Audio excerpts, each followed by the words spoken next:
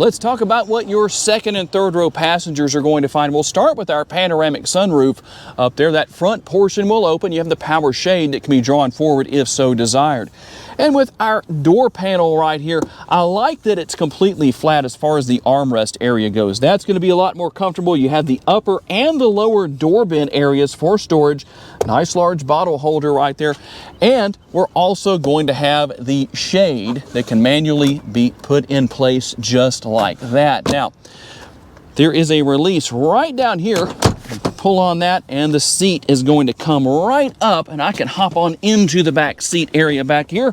Going to get this out of the way. Watch your feet because they could get trapped under there. Now, you might notice, I'll pull this back up, that these seats are really close. There's a release right down here on both seats, and look at how much further I can move that back.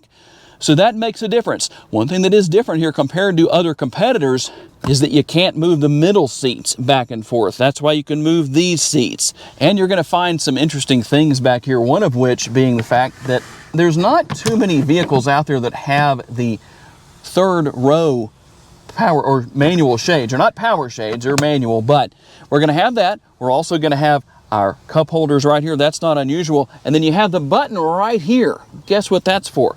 That allows for some recline in these seats. I mean, it reclines so far back, my head's against the roof now. Speaking of the roof, I do like the fact that we have our air conditioning vents right here in the roof area. One thing that is interesting is there is a USB port way back there, but that's where it's located in case you're looking for it. And let's talk about what your second row passengers will find. Now, I talked about how these middle seats don't move back and forth, but they do recline quite a bit, as you can see right there, and the armrests are built in. Let's give it the armrest test here real quick. Those are pretty long. I'd like to have it a little bit longer, maybe out to about right there, but you know what? That works. And we're going to have the rear seat pockets on the back of each seat, and air conditioning vents once again located here in the roof line. Those are not the only vents we have because we have a couple more on the rear of the center console. And speaking of that, we're going to have the cup holders up top. We're going to have our command center here for the third zone of climate control, temperature, fan speed, all of that's going to be here. And then we're going to have our power outlet right there. And another option here as far as our USB ports go, couple as far as that goes. And you can see our all-weather mats here. That works really well. So for the off-roading situations, if they do get dirty, you can just take them out and spray them off with the hose and you're in good shape.